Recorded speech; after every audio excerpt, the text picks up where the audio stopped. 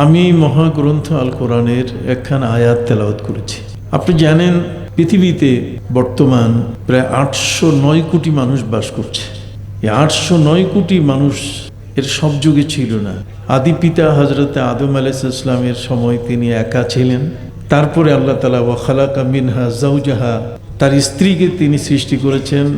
ওয়াবাসসা মিনহুমা রিজালান কাসীরান ওয়া নিসা, আর তার থেকে এই পৃথিবীতে লোক সংখ্যা বাড়তে বাড়তে বর্তমান সময়কালে প্রায় 809 কোটির মতো মানুষ অনুমান এই পৃথিবীতে আমরা এখন বাস করছি।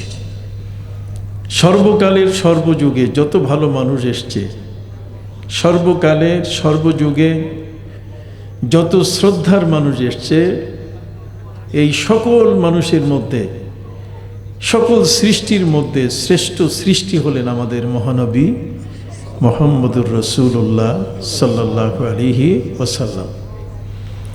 আমাদের প্রিয় নবী সাল্লাল্লাহু আলাইহি সাল্লামকে আল্লাহ তাআলা বিশ্ব সভার সভাপতি করে পাঠিয়েছেন। আমরা যতই চেয়ারে বসে সভাপতি হই না কেন, পৃথিবীর বিভিন্ন সেমিনার, সিম্পোজিয়াম, মাহফিল, জগতের সবচেয়ে বড় যত সমাবেশ আছে তার যিনি সভাপতি হন, এই বিশ্ব জগতে কিয়ামত পর্যন্ত যত সভাপতি আসবে, বিশ্ব সভায় যতগুলো সভা অনুষ্ঠিত হবে, সারা বিশ্ব জগতের সর্বকালের সর্বশ্রেষ্ঠ মহান সভাপতি, বিশ্ব সভার সভাপতি মুহাম্মদুর রাসূলুল্লাহ সাল্লাল্লাহু আলাইহি ওয়াসাল্লাম। তিনি আমাদের নবী, আমরা তার উম্মত হওয়ার সৌভাগ্য অর্জন করেছি। সকলেই বলুন আলহামদুলিল্লাহ। কিয়ামতের ময়দানে যত নবী রসুল আছেন সবাই কিন্তু নিজেকে নিয়ে চিন্তা করবেন। যত নবী রসুল পৃথিবীতে এসেছেন সবাই তাদের নিজের বেলায় নিজেকে নিয়ে তারা ভাববেন, কারণ কিয়ামতের ময়দানে মানুষের জীবনের কর্মকাণ্ড, মানুষ জীবনে যা করেছে, আমরা যা করছি, এই সবগুলোই কিন্তু কিয়ামতের ময়দানে প্রদর্শিত হবে। লা ইউগাদিরু সাগীরাতান ওয়ালা কাবীরাতান ইল্লা আহসাহা। ছোট আর বড়, ভালো মন্দ যা কিছু করেছি আমরা সব কিছু কিয়ামতের ময়দানে আমরা দেখতে পাবো। জোরে বলুন, কি করতে পারবো? পবিত্র কোরআন মজিদে আল্লাহ তাআলা সূরা জিলজালের মধ্যে বলছেন, ওয়া আখরাজাতিল আরদু আসকালাহা। মাটির ভিতরে যে লুকানো জিনিসগুলো, সেগুলো কিয়ামতের ময়দানে তার সকল সম্ভার সবগুলোকে প্রকাশ করে দেবে। ওয়া আখরাজাতিল আরদু আসকালাহা। তাফসীরের কিতাবের মধ্যে লেখা হয়েছে যে পৃথিবীতে মানুষ মাটির উপরে বিচরণ করি আমরা। আপনি শুনতে পাচ্ছেন? সাইড টক যারা করছেন, পাশে কথা যারা বলছেন, দয়া করে একটু কথা আস্তে বলেন বা বন্ধ রাখেন। সম্মানিত সুধী, জগতের মধ্যে আমরা যা কিছু করছি, কোনো জিনিস কি আল্লাহর কাছে গোপন আছে? জোরে বলেন, কোনো জিনিস কি আল্লাহর কাছে গোপন আছে? আল্লাহর ক্যামেরা কত শক্তিশালী আপনি জানেন? হযরতে লোকমান তিনি তার ছেলেকে বলছেন, ইয়া বুনাইয়া ইন্নাহা ইন তাকু মিসকালা হাববাতিন মিন খারদাল ফাতাকুন ফি সাখরাতিন আও ফিস সামাওয়াতি আও ফিল আরদ ইয়াতি বিহাল্লাহ ইন্নাল্লাহা লাতীফুন খাবীর। পৃথিবীর মধ্যে যদি কোনো বাবা তার ছেলেকে ধর্ম সম্বন্ধে কিছু বুঝাইতে চায়, কোনো পিতা যদি চান যে আমার ছেলেটাকে আমি ধর্ম সম্বন্ধে শেখাবো, তাকে জানাবো, তার এর জন্য আল্লাহ তাআলা একটি সূরা নাযিল করেছেন, যে সূরাটির নাম হলো সূরা লুকমান। নাম কি? যে সূরা লুকমানের মধ্যে তিনি তার ছেলেকে নিয়ে বারবার বলছেন, ইয়া বুনাইয়া লা তুশরিক বিল্লাহ। কথা বলেন না?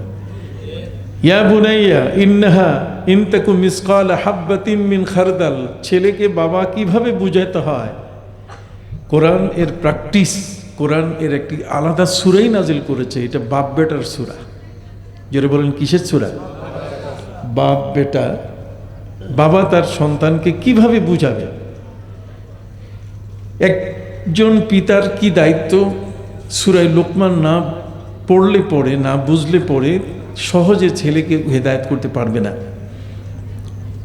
হযরত লুকমান তিনি কোনো নবী ছিলেন না, তিনি ছিলেন একজন হাকিম বা একজন হাকিম, একজন প্রজ্ঞাবান ব্যক্তি, একজন জ্ঞানী মানুষ। কথা বলেন, তিনি নবী ছিলেন না। নবী না থাকার পেছনে কারণ হচ্ছে যে পৃথিবীতে যত নবী এসছেন, কোনো নবীকে আল্লাহ তাআলা কালো বর্ণের, কালো রঙের, কালো কালারের কোনো নবী ছিলেন না। প্রত্যেকের গায়ের চামড়া ছিল কি ফর্সা এবং সাদা। কথা বলেন না, প্রত্যেক নবী ছিলেন সর্বসুন্দর। আর হযরত লোকমান তিনি ছিলেন একেবারে কালো।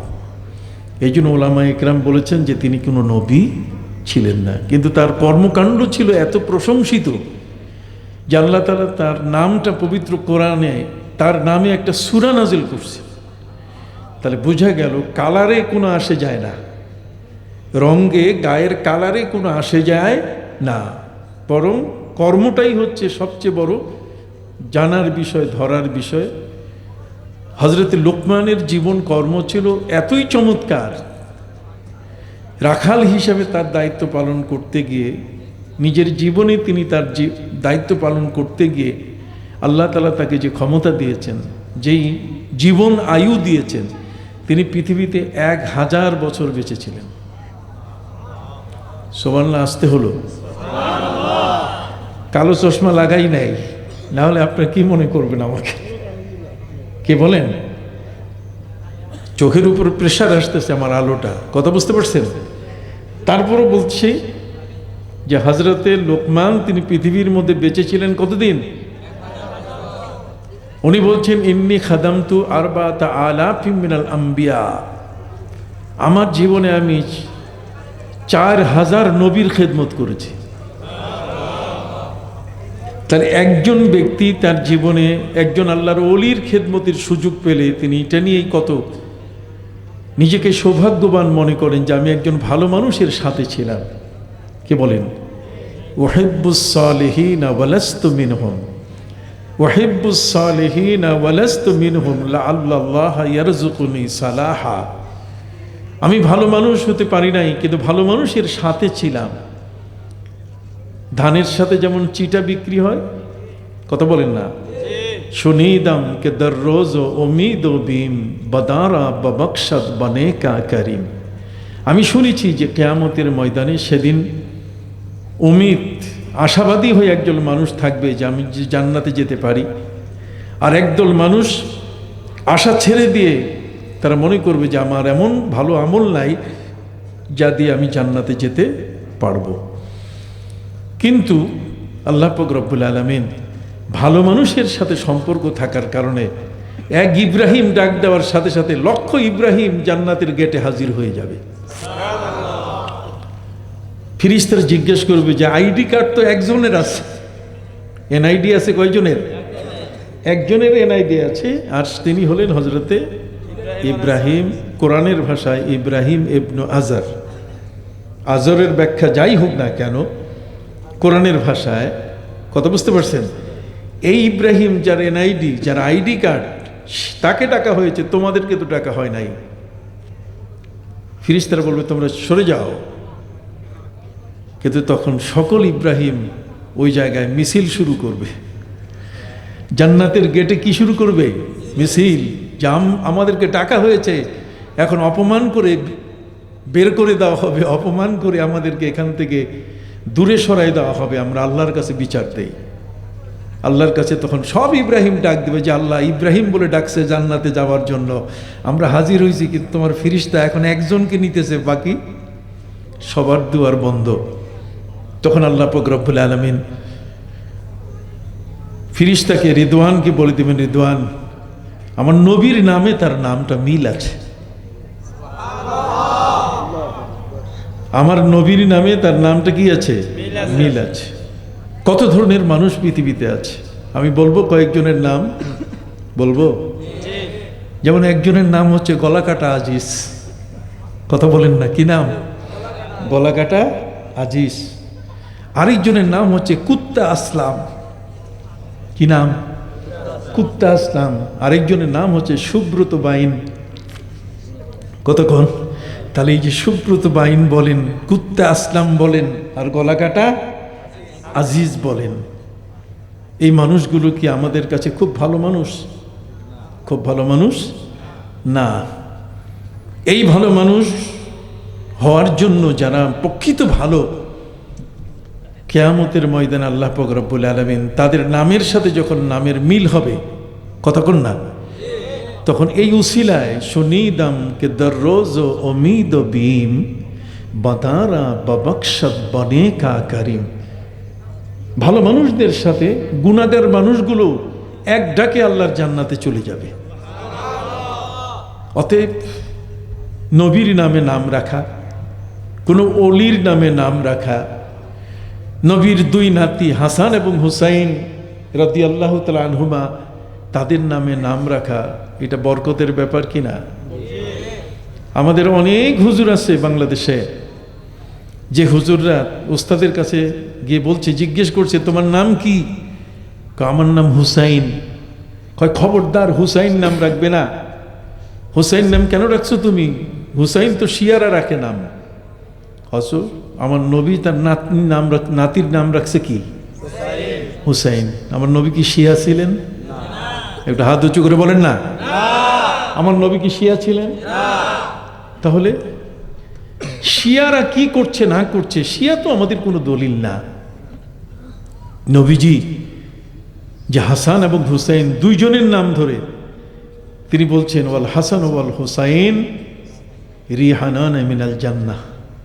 কথা বুঝে গেছি? জান্নাতের ফুল। কতক্ষণ না? ওয়াল হাসান ওয়াল হুসাইন সাইয়্যিদায়ে শাবাবে আহলিল জান্নাহ। সাইয়্যিদায়ে শাবাবে আহলিল জান্নাহ, জান্নাতের যুবকদের সর্দার হলেন হযরত হাসান এবং কি? তাহলে হাসান আর হুসাইন নবীর কত প্রিয় নাম। এই নামটা রাখছে দাদায় খুশি হয়ে তার নাতির নাম। আর মৌলবীর কাছে গেছে, মৌলবী বলছে না না না না, এই নাম বাদ দিতে হবে, হুসাইন নাম রাখা যাবে না, হাসান নাম রাখা যাবে না। তাহলে কি কয়? তাহলে শরফুল্লাহ, কথা বোঝেন নাই, নাহলে আহমদুল্লাহ, নাহলে অমুক আরেকটা কিছু নাম রাখতে হবে। কথা বুঝতে পারছেন? এই যে বিভ্রান্তির মধ্যে হাসান হুসাইনকে ফেলে দিয়ে তার অপমান করা হলো, নামটাকে কি করা হলো? অপমান করা হলো। লা তাদউ দুআ আর রাসূল, কথা বুঝে গেছে? খবরদার তোমরা নবীকে সেভাবে ডাকো না। কথা বাইনাকুম কা দুআয়ে বাযিকুম বাযা, তোমরা নিজেরা নিজেরা যেমন ডাকো নবীকে সেভাবে ডেকো না। নবীর নাম, তার দাম, তার মান, তার সম্মান সবার উপরে। অতএব নবীকে নবীর সম্মান দিয়ে ডাকতে হবে। এই জন্য সম্মানিত সুধী, দুনিয়ার মধ্যে যখন কোনো শিশু জন্মগ্রহণ করে, ইজা ওয়ালিদাল ওয়ালাদ ফাহসিন ইসমা, তাকে সুন্দর একটি নাম রাখতে হবে, যাতে ওই নামটা আর কিছু আমল না থাক, কিয়ামতে যদি একটা ডাক পড়ে যায়, ইব্রাহিম জান্নাতে যাও, তাহলে আমার নামটা যদি ইব্রাহিম, আমার নামটা যদি ইসমাইল, আমার নামটা যদি এই ধরনের ইউসুফ, কতক্ষণ না, নো ইত্যাদি রাখা হতো, তাহলে সেই ডাকে আমিও তো দরজায় গেলে নিশ্চয়ই আমাকে ফিরিয়ে দেওয়া হতো না। ভাইরা আমার, আমি হযরত লুকমানের কথা বলছিলাম। কথা বলেন? কোরআন তার নাম উল্লেখ করেছে, ওয়াইজ ক্বালা লুকমানু লিবনিহি ইয়া বুনাইয়া লা তুশরিক বিল্লাহি শাইয়্যা ইন্নাশ শিরকা লাযুলমুন আযীম। হযরত লুকমানের নাম ধরে আল্লাহ কোরআনে কি চমৎকার করে তিনি একজন নবীর নন, রসুল নন, অথচ তার নাম আল্লাহ কোরআনে নিলেন। এই লোকটার জীবনের সবচেয়ে বড় যে ক্রেডিট, সবচেয়ে বড় যে তার অর্জন, সে অর্জনটা হলো যিনি তার জীবনে 4000 নবীর খেদমত করছেন। কত হাজার? এটা ছোট করে দেখা যাবে? নবীগণ সবাই মাসুম, কোন নবীর গুনাহ নাই। কথা বলেন? নবীগণ কি জগতের মধ্যে আল্লাহর সৃষ্টির শ্রেষ্ঠ মাখলুক হচ্ছে কারা? নবী রসুলগণ। অতএব সেই নবী রসুলের খেদমত করেছেন হযরতে লুকমান। উনি বলছেন, ইন্নী খাদামতু আরবাতা আলাফি মিনাল আম্বিয়া ওয়া হাসসালতু মিনহুম সামানিয়াতা আশিয়া। 4000 নবীর খেদমত করে আমি 8টা জিনিস শিখেছি। কয়টা? 8টা জিনিস। আসেন দেখি 8টা জিনিস শুনবেন। 8টা জিনিসের একটি হলো, ইজা কুনতা ফি বাইতিল গায়র ফাহফাজ আইনাক ওয়া ইজা কুনতা ফিস সালাহ ফাহফাজ কালবাক। উনি বলছেন যে যদি তুমি নামাজে দাঁড়াও তাহলে তোমার কলবটারে রশি লাগাবা। তোমার যে মনটা আছে ওই মনটার নাকের মধ্যে রশি লাগায় তোমার কাছে রাখবে, যাতে মনটা নামাজের যায় নামাজে থাকে। ওইটা যেন ওই দোকানে যায় হিসাব শুরু না করে, ওটা যেন ফুটবল খেলার মাঠে না যায়, ওটা যেন ওই বাজারের হট্টগোল ওইখানে যেন না যায়, গানের আসরে যেন না যায়। ইজা কুনতা ফিস সালাহ ফাহফাজ কালবাক। তোমার কলবটাকে তুমি কি রাখবে? বেঁধে রাখবে। বুঝতে পারছেন? ওয়াইজা কুনতা ফি বাইতিল গায়র ফাহফাজ আইনাক। আরেকজনের বাড়িতে যখন তুমি ঢুকবে তো তোমার 2টা চোখে রশি লাগাবে, যাতে ওই বাড়ির মেয়েদেরকে সে দেখার জন্য চেষ্টা না করে। কি আপনাদের খারাপ লাগতেছে নাকি? ওয়াইজা কুনতা ফি বাইতিল গায়র ফাহফাজ আইনাক ওয়াইজা কুনতা ফিত তুআম ফাহফাজ হালাকাক। যখন তুমি খাবার টেবিলে বসবে তখন তোমার জন্য অনেক ধরনের খাবার উপস্থিত করবে। সব খাবার খাইও না, যেটা তোমার পেটে সয়, যেটা তোমার স্বাস্থ্যে মানে সেটা খাইও। তুমি মাগনা পাইয়া টেবিলে যা আছে সব শুধু খাইতেই থাকবা, তা যেন না হয়। কতক্ষণ না কথা বুঝতে পারছেন? ওয়াইজা কুনতা বাইনান নাস ফাহফাজ লিসানাক। আর যখন অনেক মানুষের মাঝখানে তুমি বসে থাকবে, এক জায়গায় রাস্তার পাশে চায়ের দোকানে অনেক মানুষ বসছে, কত রাজনীতির কত কথা বলছে, যে তুমি শুধু কান দিয়ে শুনে যাবে, মুখে কিছু কইও না। মুখে বললেই তখন বলবে যে এটা এরশাদ চাচার দলের মানুষ। কতক্ষণ না? ওয়াইজা কুনতা ফি বাইনান নাস ফাহফাজ লিসানাক ওয়াইজা কুনতা ফিত তুআম ফাহফাজ হালাকাক ওয়াইজা কুনতা ফি বাইতিল গায়র ফাহফাজ আইনাক ওয়াইজা কুনতা ফিস সালাহ ফাহফাজ কালবাক। দেখছেন কি চমৎকার! উনি বলছেন যে আমি 4000 নবীর খেদমত করে কয়টা জিনিস শিখছি। এই 8টা জিনিসের মধ্যে পাইলেন কয়টা? 4টা। আর বাকি আছে কয়টা? এ বাকি 4টার মধ্যে উনি বলছেন যে 2টা এমন যা কখনো ভোলা যাবে না, আর 2টা এমন সবসময় ভুলে যাইতে হবে। কথা বলেন? বাকি 4টার মধ্যে 2টা এমন কি করতে হবে? সবসময় ভুলে যেতে হবে।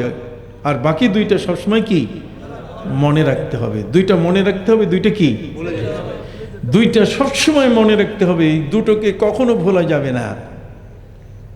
তার মধ্যে হযরতে লোকমান তিনি বলছেন 4000 নবীর খেদমত করে 8টা জিনিসের শেষের যে 4টা, কতক্ষণ না, এই শেষের 4টা যা কখনো ভোলা যাবে না, 2টো, আর 2টা ভুলে যেতে হবে। যে 2টা কখনো ভোলা যাবে না তার মধ্যে একটা হচ্ছে আল্লাহ। কি? আল্লাহকে কোনো অবস্থায় ভোলা যাবে না। কথা বলেন? আপনি আকাশের ওই মেঘমালার মাঝে প্লেনে চড়ে দেশ থেকে বিদেশে যান, সেখানেও আপনি বলুন সুবহানাল্লাযী সাখখারা লানা হাযা ওয়া মা কুন্না লাহু মুকরিনিন। আপনি পানির উপরে পদ্মা নদী পার হন, যমুনা পার হন, বলেন বিসমিল্লাহি মাজরিহা ওয়া মুরসাহা ইন্না রাব্বি লাগাফুরুর রহিম। সুবহানাল্লাহ বলেন। সুবহানাল্লাহ। ভাইরা আমার, উঠা বসা চলাফেরা জীবনের প্রতিটি কর্মকাণ্ড এমন কোনোখানে আল্লাহকে ভোলা যাবে না। চাকরি করবেন, টেবিলে বসবেন, সেখানেও ভয় রাখবেন কার? আল্লাহর। সুলতান সুলাইমান নামে একজন অটোমান সুলতান, সুলতান সুলাইমান যখন তিনি বিচারে বসতেন, চেয়ারে বসতেন, কাঠগড়ায় বসতেন, এই কাঠগড়ায় বসার পরে অর্থাৎ বিচারের আসনে বসার পরে তখন তিনি কোরআনের একটা আয়াত, বিচারকের বিচারিক যে মজলিস আদালতে একটি কোরআনের আয়াত আর একটি নবীজির হাদিস লিখিতভাবে ঝুলানো থাকতো। সুলতান সুলাইমান যখন বিচারের আসনে বসতেন তখন প্রথম তিনি কোরআনের আয়াতটা পড়তেন। কি পড়তেন? তারপর তিনি পড়তেন হাদিস। কোরআনের আয়াত হচ্ছে ইন্নাল্লাহা ইয়া'মুরু বিল আদলি ওয়াল ইহসান, তোমাকে ইনসাফ করতে হবে, ন্যায় বিচার করতে হবে এবং ন্যায় বিচারের মধ্যে তোমাকে দয়া করতে হবে, আসামির উপরে কি করতে হবে? দয়া। আর বাম পাশে তিনি পড়তেন রাসুল হিকমতে মাখাফাতুল্লাহ, বিচারের মূল হচ্ছে আল্লাহর ভয়। আল্লাহর ভয় অন্তরে রেখে তারপর রায় দিতে হবে। কথা বলেন। সম্মানিত সুধী, আল্লাহকে কোথাও ভোলা যাবে না। খেতে বসবেন, বিসমিল্লাহে আলা বারাকাতিল্লাহ। কথা বলেন। ঘুম থেকে উঠবেন, আলহামদুলিল্লাহিল্লাযী আহইয়ানা বা'দামা আমাতানা। কথা বলেন না। খানা খাবেন, শুরু করবেন, শেষ করবেন, পরীক্ষা দিবেন, শুরু করবেন, শেষ করবেন, ছেলে মেয়েদের বিবাহ শাদী দিবেন, প্রতিটি ক্ষেত্রে আপনি ভয় করবেন কাকে? আল্লাহকে। আল্লাহ যেন কোনো অবস্থাতেই আপনার থেকে দূরে সরে না যায়।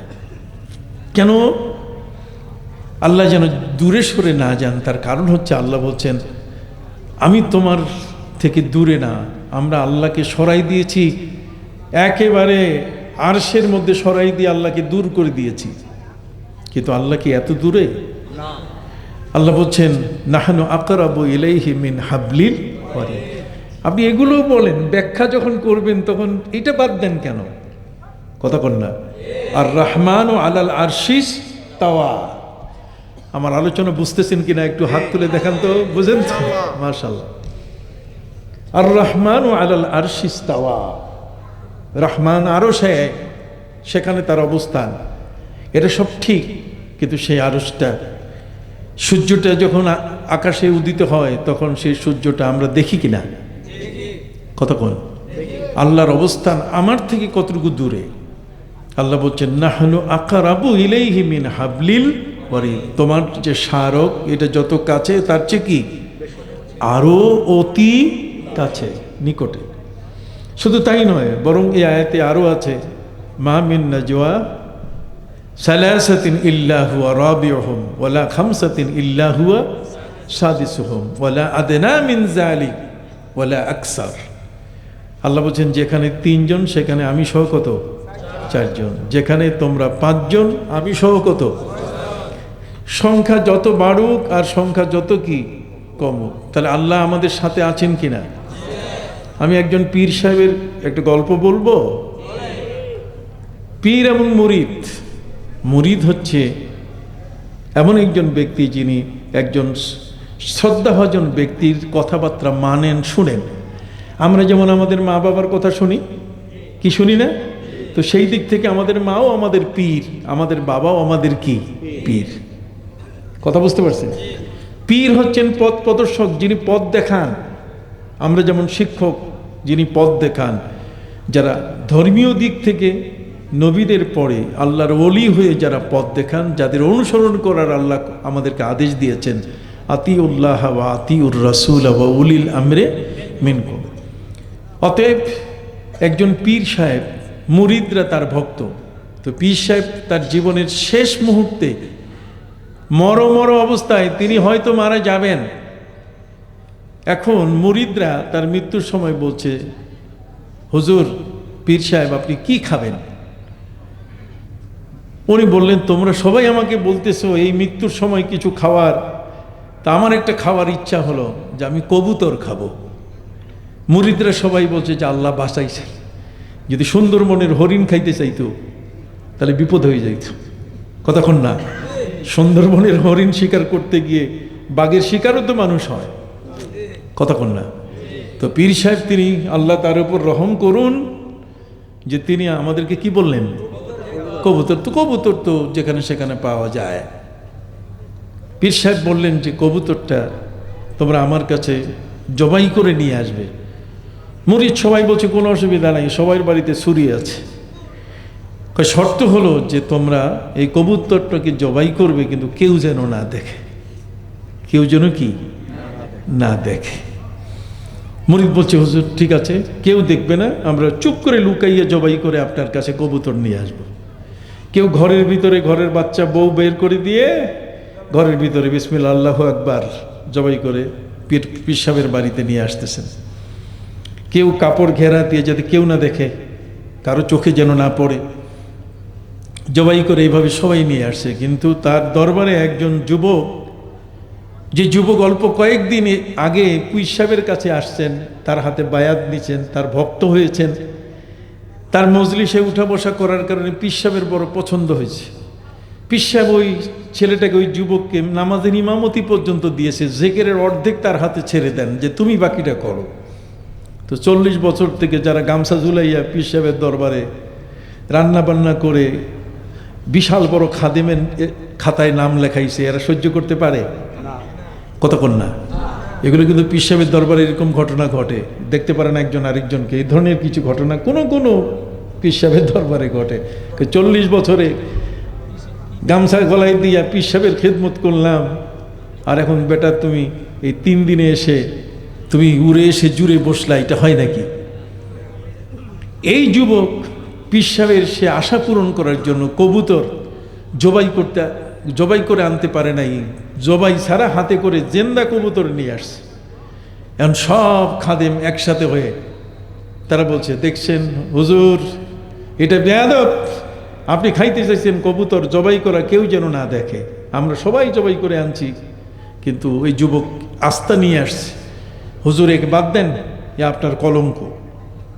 পীর সাহেব বলছে আচ্ছা ঠিক আছে, তার মুখ জবানি শুনি, তোমরা কে কোথায় জবাই করেছো? একজন বলছে যে ঘরের ভিতরে, আরেকজন বলছে কাপড় আড়াল করে, মানুষ যাতে না দেখে চুপ করে জবাই করে নিয়ে আসছে। যুবক তুমি আনলে না কেন? যুবক উত্তর দিল, হুজুর আপনি তো আমাকে নির্দেশ দিয়েছেন যে কেউ যেন না দেখে, যেখানে নিয়ে যাই সেখানেই তো আল্লাহ দেখতেছেন। কে দেখতেছেন? আল্লাহ।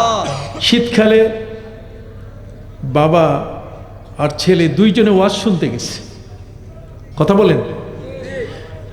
আরে উদাহরণ দেওয়া তো জায়েজ আছে। ইনজিল কিতাবের মধ্যে একটা সূরাই আছে, সূরাতুল আমসাল, আর কোরআনের মধ্যে আল্লাহ বলছেন মাসালুহুম কামাল সালিস দাজিস্তাও কাদানারা। মিসাল মানে উদাহরণ, কতক্ষণ। তো বাপ ছেলে দুইজনে হুজুরের ওয়াজ শুনছে। শীতকাল শুরু হয়ে গেছে, এখন ওই যে খেজুরের রস পাড়াবার সময় এসে গেছে। মানুষ এখন এই ঠান্ডার সময় খেজুরের গাছে হাড়ি পাতে, আর সেখান থেকে খেজুর রস ঝরে, কথা বলেন। বাবার একটা অভ্যাস ছিল আগের থেকে, যে চুপ করে আরেকজনের হাড়ি চুরি করে নিয়ে খেয়ে যায়, রস খেয়ে যায়, কথা বুঝতে পারছেন। ছেলে বাবা দুইজনে গেছে, ছেলেকে সাথে নিয়ে গেছে বাবা, যে আমি এই যে কাঁচামাইরা উপরে উঠতেছি, দেখিস কেউ যেন না দেখে, কথা বলেন না। যদি কেউ দেখে তাহলে বলিস, আমি সাথে সাথে নেমে যাব। বাবা যখন কাঁচামাইরা ওই হাড়ির পাশে গেছে, তখন ছেলে ডাক দিয়ে বলছে, বাবা দেখছে, বাবা দেখছে। তার হাত হাড়ি মাল কাজ কইরা ওই যে কাঁচা কইলা নিচে নেমে গেছে। নিচে নামার পরে দেখে কিছুই নাই। ছেলেকে ধমক দিয়ে বলছে, বেটা মিথ্যা কথা বলো, মিথ্যা কথা বলো। অতএব আরেকবার উঠছে, কয় কেউ দেখলে আমারে বলিস। কয় ঠিক আছে। যখন হাড়ি রশি খোলা শুরু করছে, তখন ছেলে ডাক দিয়ে বলছে যে আব্বা দেখছে, বাবা দেখছে। বাবা তাড়াহুড়ো করে নিচে নেমে দেখে কেউ নাই। ছেলেকে জুতা উঠাইয়া তাকে পিটাবে, বলছে কে দেখলো, কোথায়, কেউ নাই। কে বাবা তুমি ওয়াজ শোনো নাই যে আমরা যেখানেই থাকি, আইনামা তাকুনু ফাসাম্মা ওয়াজহুল্লাহ ওয়া হুয়া মাআকুম, কতক্ষণ না, যেখানেই তুমি থাকো সেখানেই তোমার সাথে কে আছেন? তাহলে আল্লাহকে বাদ দিয়ে কোথাও কি মাইনাস থাকা যাবে না। হযরত লোকমান বলেন, ইয়া বুনাইয়া ইন্নাহা ইন তাকু মিসকালা হাববাতিন মিন খারদালিন ফাতাকুন ফি সাখরা। হে আমার প্রিয় বৎস, হে আমার ছেলে, তুমি খুব আল্লাহর সম্বন্ধে তোমাকে আমি একটা নলেজ দিচ্ছি, আল্লাহর সম্পর্কে তোমাকে একটা জানান দিচ্ছি। আল্লাহ কে, আল্লাহ সম্পর্কে তোমার একটু বুঝাইতেছি। এ ভাই ওয়াজ বুঝেন তো, একটু সাথে নিয়ে যাবেন। ইয়া বুনাইয়া, ছেলেকে আল্লাহ সম্বন্ধে ধারণা দিচ্ছে যে আল্লাহ কে। ইন্নাহা ইন তাকু মিসকাল হাব্বাতিন মিন খারদাল। হযরত লোকমানের যুগে ছোট্ট জিনিস বলতে গেলে যে জিনিসটাকে সবচেয়ে ছোট হিসেবে বলা হতো, যেটা সবচেয়ে ছোট, সেই ছোট জিনিসটার নাম হলো সরিষার দানা। জোরে বলেন কি? ওই সময় যত মানুষ ছিল সেই মানুষগুলো সবাই মনে করতো যে সরিষার দানার চেয়ে আর কোনো ছোট কিছু নাই। এই জন্য কোরআনে ওই সময়কালের ইতিহাস বলছে, হযরত লোকমান তার ছেলেকে বলছেন, ইন্নাহা ইন তাকু মিসকাল হাব্বাতিন মিন খারদাল। তোমার যে কাজটা তুমি ভালো করছো না মন্দ করছো, তুমি মন্দই একটা করো, আর মন্দ কাজটা যদি সরিষা দানা পরিমাণ হয় কেউ দেখে না। বর্তমান সময়কালে অণুপরমাণু, কতক্ষণ না, এই অণুপরমাণুর চেয়েও আরো কিছু পৃথিবীর মধ্যে সৃষ্টি হচ্ছে, যেগুলো টেলিস্কোপ যন্ত্র দিয়েও দেখা যাবে না, অথচ একটা ছাড়লে পৃথিবীর সাথে সাথে সাবার পৃথিবী শেষ হয়ে যাবে, ধ্বংস হয়ে যাবে। কথা বুঝতে পারছেন? তাহলে এই সরিষার দানা পরিমাণ কোন একটা জিনিস যদি তুমি ফাতাকুন ফি সাখরা, কোন পাহাড়ের পাথরের গুহার মধ্যে তুমি যদি লুকায় রাখো, আও ফিস সামাওয়াতে, আকাশের কোথাও মেঘের আড়ালে, আও ফিল আরদে, অথবা মাটির কোথাও যদি তুমি লুকিয়ে রাখো, আল্লাহর চোখকে তুমি ফাঁকি দিতে পারবে না। ইয়াতি বিহাল্লাহ, আল্লাহ সেই জিনিসটাকে তোমার সামনে হাজির করে দেখাবেন, এবং সেদিন তুমি দেখে অবাক হয়ে যাবে যে এটা তো আমি করেছি। ওয়া আখরাজাতিল আরদু আসকালাহা, যে মাটির উপর আপনি চলছেন, নবী করিম সাল্লাল্লাহু আলাইহি সাল্লাম বলছেন দুইটা জিনিসের উপরে তুমি নির্ভর করবে না, সাবধানে থাকবে। কয়টা? হইল না? সবাই বলতেছে না, মুখ খুলেন। আমি অসুস্থ মানুষ, তারপরও বলতেছি দুইটা জিনিসের উপরে সবসময় কি সাবধান থাকবে। একটা হলো মাটি, আর একটা হলো নারী। কি? একটা হচ্ছে মাটি, আর একটা কি? নারী। মাটি এটা অটোমেটিক ক্যামেরা। মাটিটা কি? ক্যামেরা। আপনার সব আমলগুলো মাটি কিন্তু দেখতেছে। এমন কোথাও নাই যেখানে যাবে, চোর যখন চুরি করতে যায় কেউ দেখে না, কিন্তু কি মাটির মধ্যে ক্যামেরা হয়ে যাচ্ছে, মাটি তার ছবি নিয়ে নিচ্ছে। কথা কোন? মাটি তার কি নিচ্ছে? ছবি নিয়ে নিচ্ছে। সম্মানিত সুধী, অতএব মাটির থেকে আপনি সাবধান থাকবেন। মাটি কিন্তু আপনার ছবি নিয়ে নিচ্ছে। যে খারাপ কাজটা হচ্ছে মাটির উপরেই হচ্ছে, যে ভালো কাজটা হচ্ছে সেটাও কার উপরে? তাহলে ভালো আর মন্দ যা আমি করি সবগুলো হচ্ছে কার উপরে? কাজে সাবধান। এই মাটি কিন্তু আখরাজাতিল আরদু আসকালাহা, আপনি কি করেছেন মাটিতে, কিয়ামতের ময়দানে মাটি সব আল্লাহর কাছে হাজির করে দেবে। আর নারী, নারী মানে স্ত্রী। স্ত্রী অত্যন্ত আদরের, কিন্তু আদরের এমন আদর, এই আদরের কোরআনের যে আয়াত, এই আয়াতটা পড়ে কানাডার ৬৯ জন বিজ্ঞানী কালেমা পড়ে মুসলমান হয়েছেন। কতজন? 69 জন।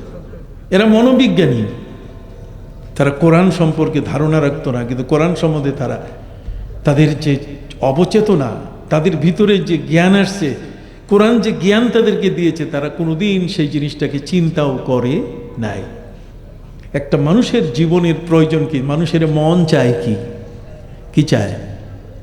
যদি আপনি নাটোরে যান তো লাড্ডু খাইতে মন চাবে, কথা বলেন।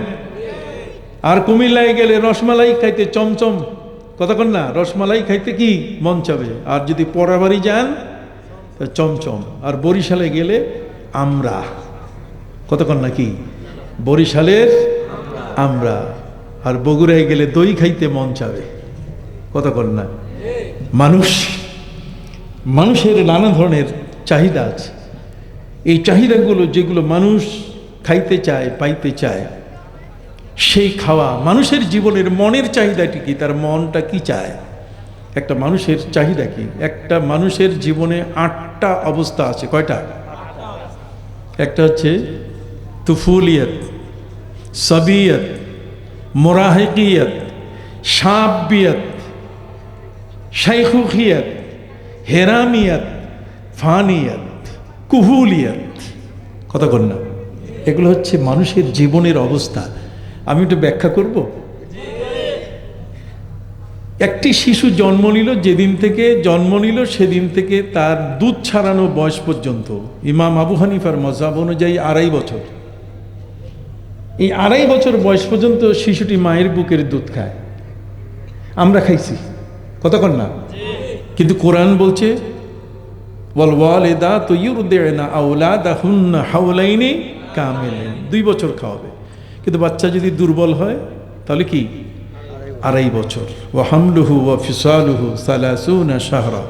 কথা বুঝে গেছে? 2.5 বছর পর্যন্ত দুধ খাওয়ার পরে তখন কিন্তু আর মায়ের দুধ ওই শিশুর জন্য বৈধ নয়। মা তখন সেই শিশুটাকে দুধ ছাড়াবার জন্য কখনো, আমাদের দেশে আগের যুগে কুইনাইন একটা তিতা ট্যাবলেট পাওয়া যেত, কতক্ষণ না? এই ট্যাবলেট খাওয়াইয়া দুধ ফিরাবার চেষ্টা করেছে। আর না হলে সিম পাতা আছে না, সিমের পাতা, সিম খাইছেন তো? তো সিমের পাতা হচ্ছে সবচেয়ে বড় তিতা। এই সিমের পাতা বেটে মা এমনভাবে রাখতেন যাতে বাচ্চা মুখ দিলে পরে ওই শিশুটি মুখ সরাই ফেলবে যে না, এটা খাওয়া যাবে না। এইভাবে আস্তে আস্তে দুধ থেকে সরাবার ব্যবস্থা করেছে। তাহলে বোঝা গেল 2.5 বছর পর্যন্ত শিশুর সবচেয়ে প্রিয় হলো অমীয় সুধা, মায়ের বুকের সেই দুধ, যেই দুধের মূল্য এত বড়।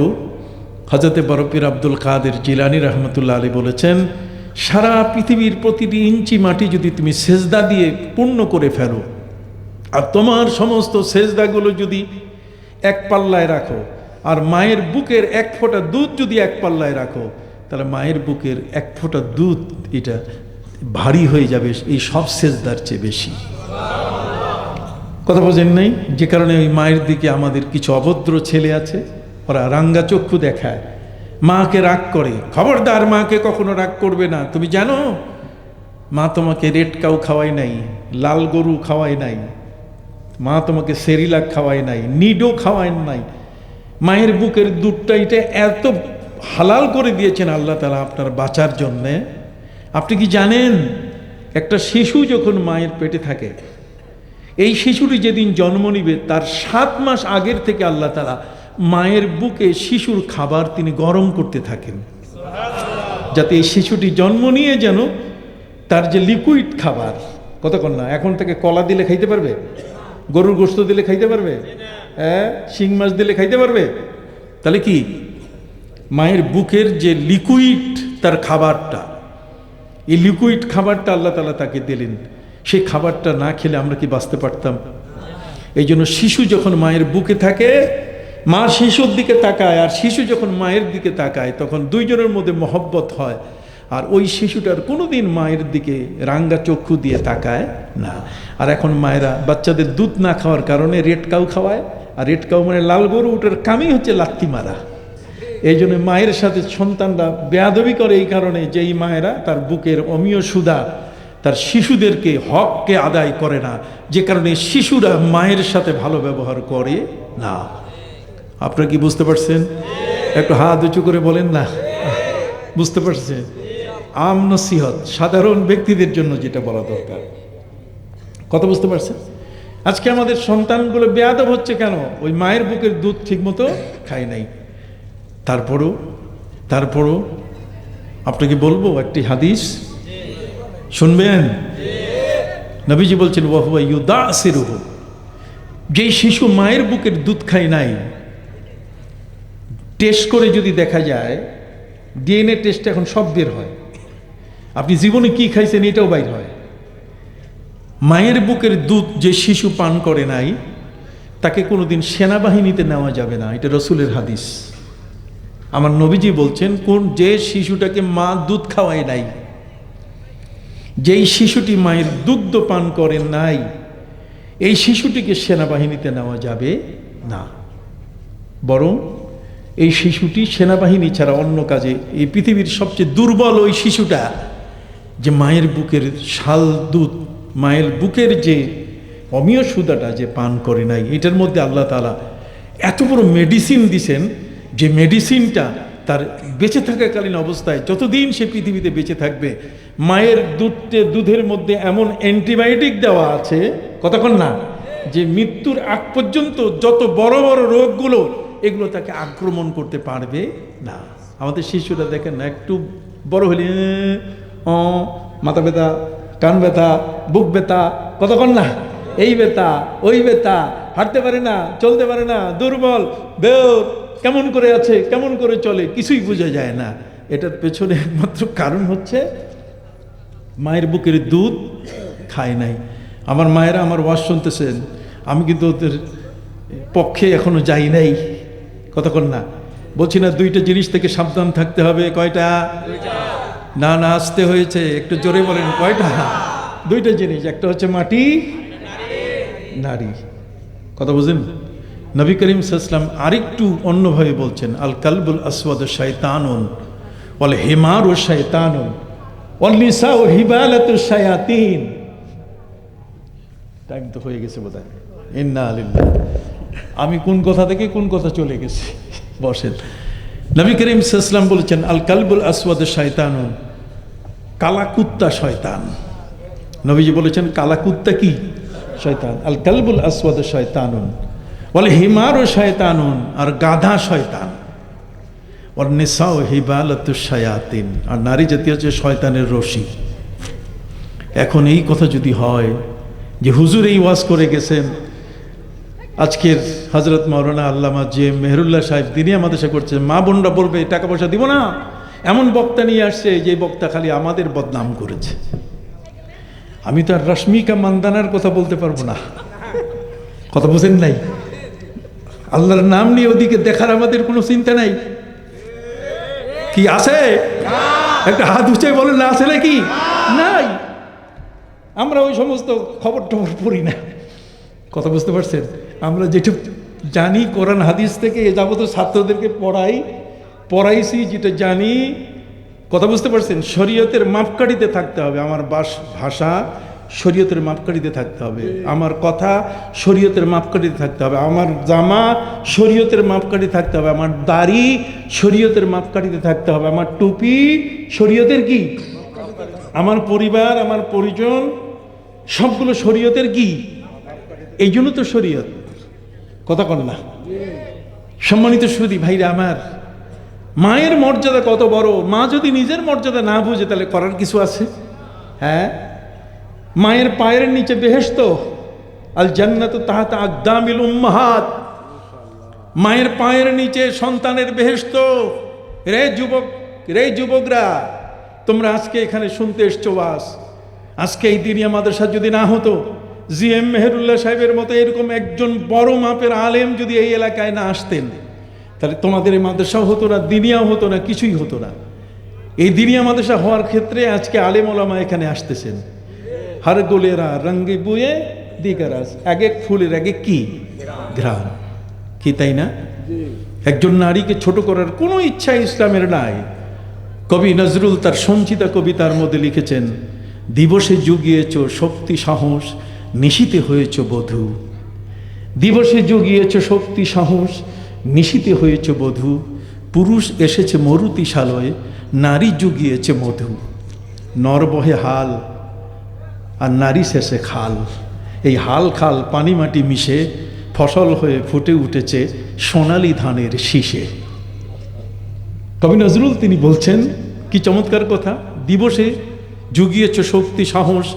দিনের বেলায় একজন নারী, একজন মহিলা, একজন মা, একজন বোন তার স্বামীকে বলছে, যাও তুমি ঢাকা, যাও ইসলামপুর, ব্যবসা করো। এই বিক্রমপুর মুন্সিগঞ্জের জায়গা তো কি ইসলামপুর, কথা কন না? এরা তার গাবতলি যাবে না, এরা তার আবদুল্লাপুর যাবে না, কথা কন না? দিবসে জুগিয়েছে শক্তি সাহস, নিশীতে হয়েছে বধূ। দিনের বেলায় স্ত্রী তার স্বামীকে বলছে, যাও তুমি ব্যবসায় যাও, চাকুরিতে যাও, ডিউটিতে যাও, তোমার ঘর পাহারা দিব আমি পরকিয়া করব না। ব্রাদার, তুমি কেমন আছো? এখন সাহেব তো নাই, তুমি আসো। আছে না এরকম? ভাইরা আমার, দিবসে জুগিয়েছ শক্তি সাহস, দিনের বেলায় স্ত্রী তার স্বামীকে শক্তি সাহস জুগিয়েছে, যাও তোমার ঘর আমি পাহারা দিচ্ছি। নিশিতে হয়েছ বধূ, আর রাতের বেলায় সে তোমার বিছানার সঙ্গী হয়েছে। কতক্ষণ না? দিবসে জুগিয়েছ শক্তি সাহস, নিশিতে হয়েছ বধূ, পুরুষ এসেছে মরুতিশালয়ে, নারী জুগিয়েছে মধু। কতক্ষণ না?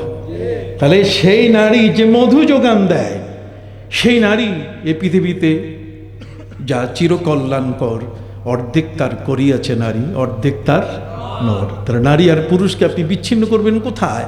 কোরআন তো বলে দিয়েছে, ওয়ালাইসা যাকারু কাল উনসা, নারী হাজার কোটি, কোনো নারী হাজার কোটি পুরুষের চেয়ে উত্তম। আম্মাজান আয়েশা, আম্মাজান খাদিজা লক্ষ কোটি পুরুষের চেয়ে কি? কাজে আপনি তাদের নিয়ে কথা বলতে গেলে একটু হুঁশ করে কথা বলবেন। কথা বোঝেন নাই? আপনি তাদেরকে বুড়ি বলবেন, তালাকি বলবেন, কথা ইনটেক না, অর্জিন না, এই সমস্ত জ্ঞানের ঘাটতি বুঝাবে। কথা কয় না? শব্দ চয়ন করতে হবে যার যে সম্মান। কথা কয় না? যার যে সম্মান, সেই সম্মানটা আমরা কি সেইভাবে কথা বলতে পারি? হাট্টিমা টিম টিম, ওদের খাড়া দুটি শিং, ওরা মাঠে পারে ডিম, হাট্টিমা টিম টিম।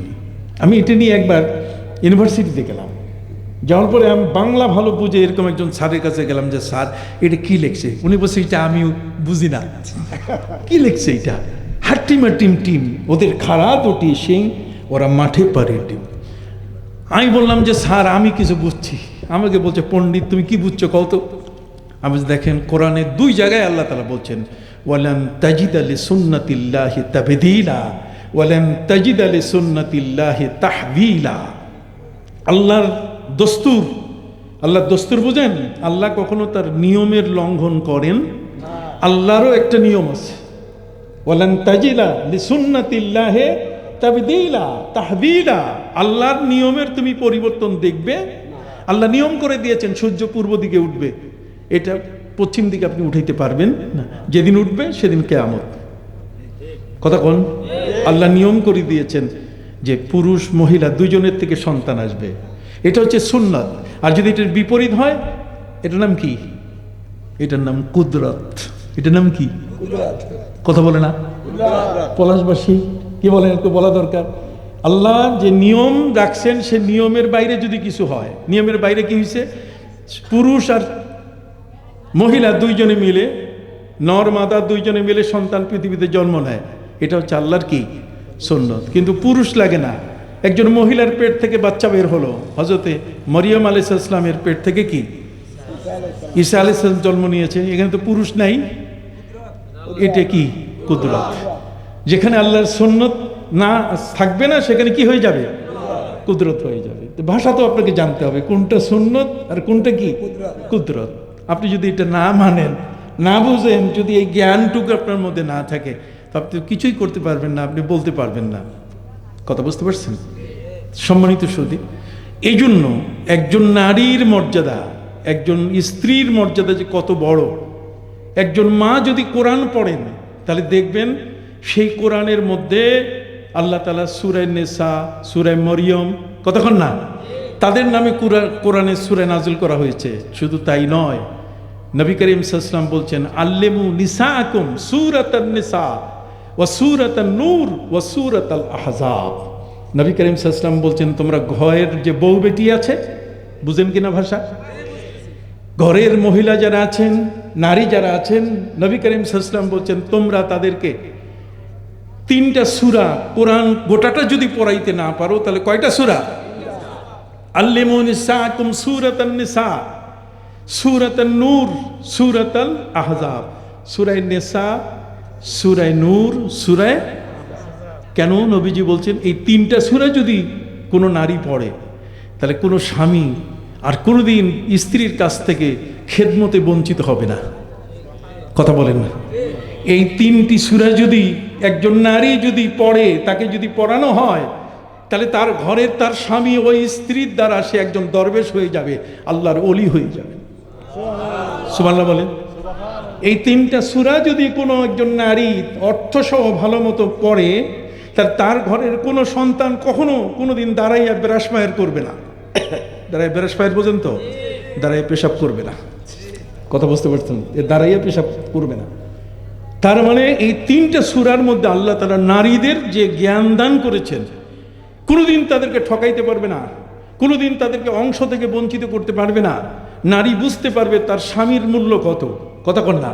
আবার সেই স্বামীকে স্বামীর মতো স্বামী বানাবার জন্য একজন নারী যথেষ্ট। কথা কি বুঝতে পারছেন? আমি আলোচনা দীর্ঘায়িত করব না, একটা নির্ধারিত, আমি তো আলোচনায় যে চোখে অসুস্থতার কারণে আমি যে এতক্ষণ কথা বলতে পারবো এটা আমি ভাবি নাই। দেখেন না কালা চশমা হাতের মধ্যে ইয়ে করে রাখছে। আমি এখনই শেষ করে দিচ্ছি। কানাডার যে 69 জন বিজ্ঞানী কালেমা পড়ে কি মুসলমান হয়েছেন। মানুষের জীবনের 8টা অবস্থা। কয়টা? আবার বলেন কয়টা?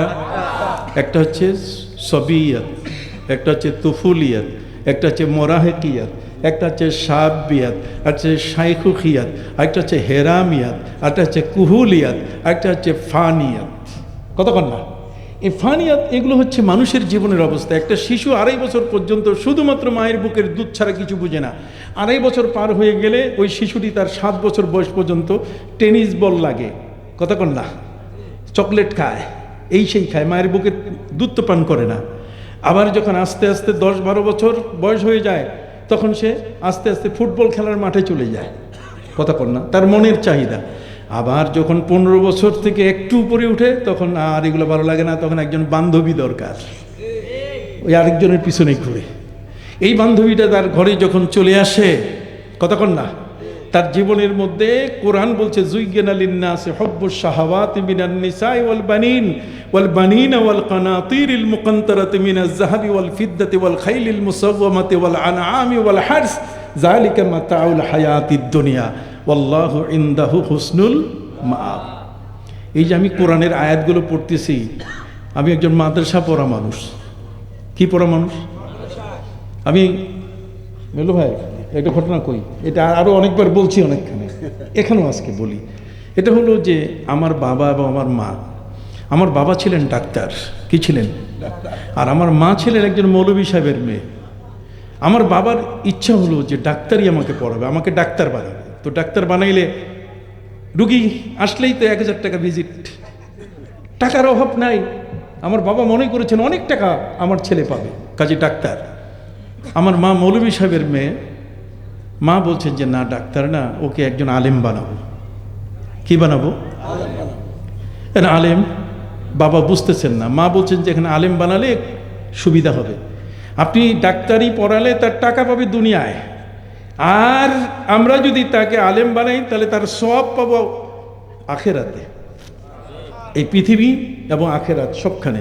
আর সবচেয়ে বড় বেনিফিট আরেকটা হবে যে এই ছেলে আপনারও জানাজা পড়বে, আমারও জানাজা পড়বে। আর পৃথিবীতে যতদিন বেঁচে থাকবে ততদিন রব্বির হামহুমা কামা রব্বায়ানি সগীরা। আর অন্য কিছু যদি বানান তাহলে মৌলভী সাহেব ধার করে করে পড়াইতে হবে, কথা কর না, মৌলভী সাহেব ধার করে করে কি পড়াইতে হবে।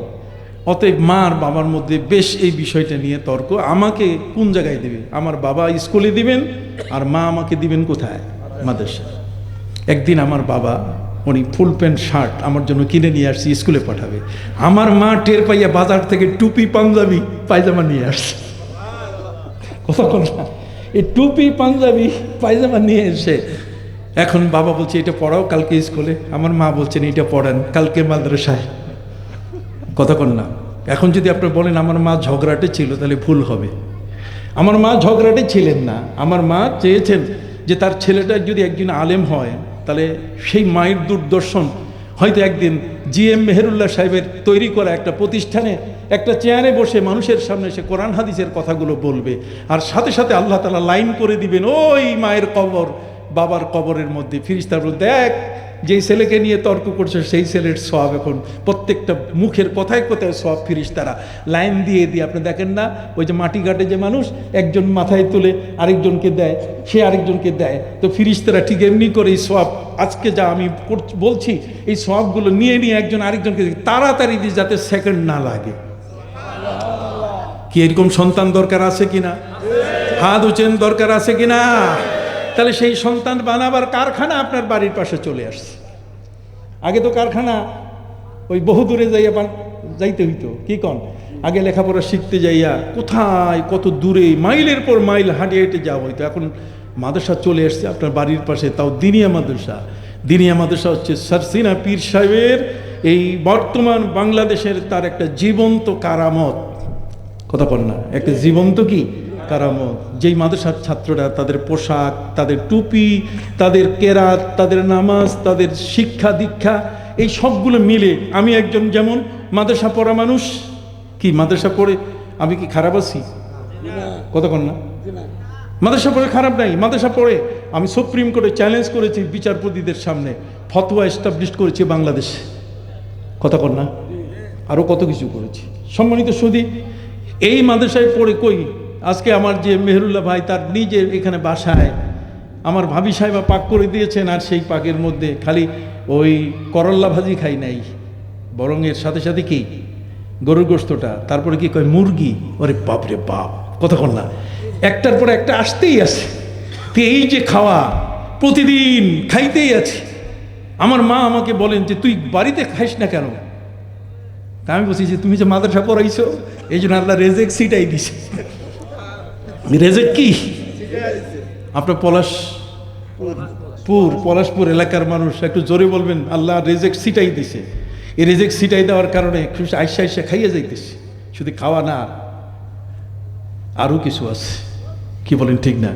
মাদ্রাসার প্রিন্সিপাল ছিলাম, কতক্ষণ না, আরও কত কিছু। প্রত্যেকটাতেই আল্লাহ তাআলা এত রেজেকের আল্লাহ দুয়ার খুলে দিচ্ছেন। মাদ্রাসা পড়লে কে বলে মৌলবী, কে বলে মাদ্রাসা পড়ে তার খাবার টান, সবচেয়ে বেশি ভালো খাবারটা খায় একজন হুজুর মানুষ। সত্যিকার অর্থে সে যদি কোরআন হাদিস পড়া মানুষ হয়। ইজা মাতাল ইনসান ইনকাতা আনহু আমলুহু ইল্লা মিন সালাসা ইল্লা মিন সাদাকাতিন জারিয়া আও ইলমিন ইনতাফাউ বিহি, কতক্ষণ না, আও ওয়ালাদিন সালিহি ইয়াদউ লাহু। কোনো মানুষ মারা গেলে দুনিয়ায় তো আপনার ছেলেটা ভালোভাবে বাঁচলই, আপনি মরার পরে আপনার কবর জিয়ারত করার জন্য কেউ যাবে না। কোথায় বাঁশতলায়, কোথায় গাছতলায়, কোথায় অন্ধকারে আপনি পড়ে আছেন। কি বলেন? এই ছেলে তার দায়িত্ব হলো ওয়াকফিজ লাহুমা জানাহা যুল্লি মিনার রাহমা ওয়া কুর রব্বিরহামহুমা কামা রব্বায়ানি সগীরা। কি চমৎকার! একটা সন্তান যখন বাপের মায়ের কবরের সামনে যায়, এ ভাই, একটা সন্তান যখন মা বাবার কবরের পাশে যায়, তখন ওই মা বাবা পাশের কবরবাসীদেরকে ডাক দিয়ে বলে, দেখ ওই যে দেখছো হুজুর, ওটা আমার ছেলে, ওটা আমার পাশে আসছে। কথা বোঝেন নাই? আল্লাহ কাকে কিভাবে মাফ করে আপনি জানেন? এক দরবেশ রাস্তা দিয়ে হেঁটে যাচ্ছে। কথা বলেন, রাস্তা দিয়ে কি হেঁটে যাচ্ছে? তো রাস্তা দিয়ে হেঁটে যাওয়ার সময় এক কবরস্থানের পাশে ওনার কাশফ হয়ে গেল। কাশফ বোঝেন? অন্তর চক্ষু খুলে গেল। অন্তর্চক্ষু খুলে গেল। তিনি দেখতে পেলেন যে ওই কবরের মধ্যে একজন মহিলা, খুব শাস্তি হচ্ছে। কথা বুঝতে পারছেন? শাস্তি মানে একজন মানুষ যখন কবরে যায় তখন উত্তর যদি দিতে পারে ভালো, জান্নাতের সুবিধা, আর দিতে না পারলে হাহালাদেরি কইলে তখন কি জাহান্নামের তার উপরে আগুনের ওই ধরনের ঝলক তার কবরে চলে আসে। সম্মানিত সুধী, অতএব সেই দরবেশ ওই কাশফের হালতে মহিলাকে জিজ্ঞাসা করলেন, রে মহিলা, পৃথিবীতে তোমার কি কোনো সন্তান নাই? তোমার জন্য একটু দোয়া করবে। কতক্ষণ না, তুমি কি একজন ভালো লোক, পৃথিবীতে ভালো একটা সন্তান রেখে আসতে পারো নাই যে আল্লাহর কাছে তোমার নামে আবেদন করবে বারবার? কতক্ষণ, আমি আপনাকে চিনি না, আপনার নামে কি আবেদন করব? কিন্তু আমার মা বাবার কাছে তো আমি আমার রক্ত দিয়ে ঋণী, ঠিক কি না? তো কাজে যখনই উঠি বসি তখন আমার সন্তানটাকে আমার মা তার দাদির পরিচয়, দাদার পরিচয় দিলে তখন আমি যে তার জন্য দোয়া করব না, আপনি বুঝেন কিভাবে? কথা বলেন। অতএব দরবেশ কাশফের হালতে সেই মহিলাকে জিজ্ঞেস করছে, রে মহিলা, তোমার কি কোনো সন্তান তুমি পৃথিবীতে রেখে আসো নাই যে তোমার জন্য একটু হাত তুলে দোয়া করবে? এই মহিলারা ভুল করে, কি কি ট্যাবলেট খায়, বাচ্চা কাচ্চা নেওয়া যাবে না, কথা কন না, এই আজে বাজে। আরে সন্তান যত হবে, নবরত্ন, কথা কন না, যত হবে তত দোয়ার হাত বেড়ে যাবে। রেজেক কি আপনি দেন? রেজেক কোথায়? আকাশে। অফিস সামাই রিস্কুকুম ওয়া মা তুআদুন, আকাশে রেজেকে, অত মানে আকাশে রেজেক। আপনি রেজেক দেওয়ার মালিক না, যিনি পৃথিবীতে আনবেন, কথা বুঝলেন? মা মিন নাসামাতিন কায়মাতিন ইলা ইয়াউমিল কিয়ামা ইল্লা ওয়াহিয়া কায়না। আপনি বাধা দিয়ে আটকাবেন, সে আরেকজনের গর্ভে চলে আসবে। আপনি কি বুঝতে পারছেন আমার কথা? কি আমি উল্টাপাল্টা কইতেছি? আপনি যে সন্তানটা গর্ভে ধারণ করলেন না,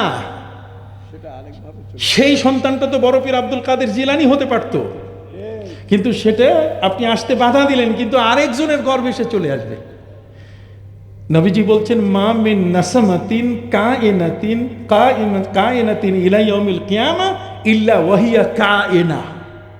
কতক্ষণ না ইল্লা, আপনি সার্চ করে দেখেন, যেদিকে যে সন্তানটাকে আপনি আসতে দিলেন না আপনার গর্ভ দিয়া, এই সন্তানটা আরেকজনের গর্ভে কি চলে যাবে, সে আরেকজন উপকৃত হয়ে গেল সেই সন্তানটা। আপনি বলবেন যে তাহলে যদি মদখোর জন্ম নেয়, আছে না শয়তানি মাথা, কতক্ষণ না, না না, ওয়াজ্জান্নু বিল মুমিনিনা খায়রা, সবসময় ভালো চিন্তা করবেন। মন্দটা কি?